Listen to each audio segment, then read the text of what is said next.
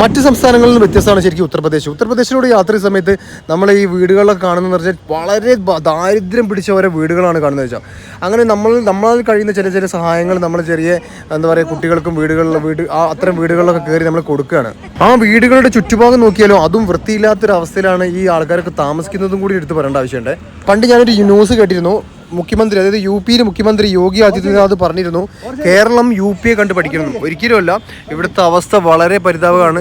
ഇതൊക്കെ ഒരു കാഴ്ചകളാണ്. ഇത്തരം എത്രയോ കാഴ്ച ഇതേപോലെ യു പിയിലെ തെരുവുകളിൽ നമുക്ക് കാണാൻ പറ്റും. വളരെ പാവപ്പെട്ട ഒന്ന് വെച്ചാൽ ഇവിടുത്തെ ഒരു കൂലി എന്ന് പറഞ്ഞാൽ തന്നെ ഒരു ദിവസം 350 രൂപയാണ് കിട്ടുന്നതെന്ന് പറഞ്ഞാൽ ഞങ്ങൾ അന്വേഷിച്ചപ്പോൾ. അപ്പോൾ എങ്ങനെയാണ് നമ്മൾ കേരളം പോലെ തന്നെ സംസ്ഥാനം ഈ യു പിനെ കണ്ട് പഠിക്കേണ്ടത്? അത് എനിക്ക് മനസ്സിലാവുന്നില്ല. എന്തായാലും ഞങ്ങൾ യാത്ര തുടരുകയാണ്. ഞങ്ങൾ യാത്രകളിൽ പല കാഴ്ചകളും യു പിയിൽ കണ്ടുകൊണ്ടിരിക്കുന്നുണ്ട്. ഈ കുട്ടികൾ കണ്ടാൽ തന്നെ ഇവർക്ക് പോഷകക്കുറവ് നല്ല രീതിയിൽ തന്നെ ഉണ്ട്.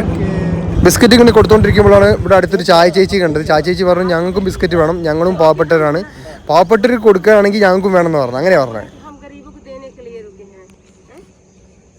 आपको रुकना चाहिए, आपको बिस्किट देना चाहिए कि हम यहाँ सबको गरीबों को हम बांटते हैं, तो हम तो बिस्किट देख के रोके हम आते ना। आइए पीजिए एक बार, पी के चाय का टेस्ट करिए फिर बताना.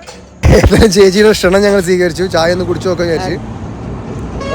സ്പെഷ്യൽ ചായ, സ്പെഷ്യൽ ചായ. ഈ ഇടുന്നത് ഈ ക്രഷ് ചെയ്തിടുന്നത് ഇഞ്ചിയാണ്.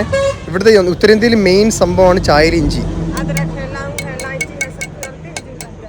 പിന്നെ നമ്മുടെ നാട്ടിൽ പശുമ്പാലല്ല, ഇവിടെ നമ്മുടെ എരുമപ്പാലാണ് ഉപയോഗിക്കുക. നല്ല കട്ടി ഉണ്ടാവും പാലിന്, നല്ല ടേസ്റ്റുമാണ് ചായ കേട്ടോ.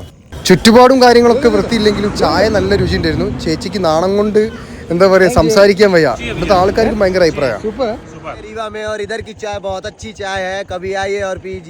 യു പി എന്ന് പറഞ്ഞു കഴിഞ്ഞാൽ പരന്ന് കിടക്കുന്ന ഭൂമി കേട്ടോ. എന്താ വെച്ചാൽ ഇവിടെ നോക്കിക്കഴിഞ്ഞാൽ അറ്റം കാണൂല എന്ന് തന്നെ പറയാം. ഭയങ്കര രസം കൂടിയാണ് കാണാൻ. എന്തായാലും നമ്മുടെ യാത്ര തുടർന്നുകൊണ്ടേ ഇരിക്കുകയാണ്.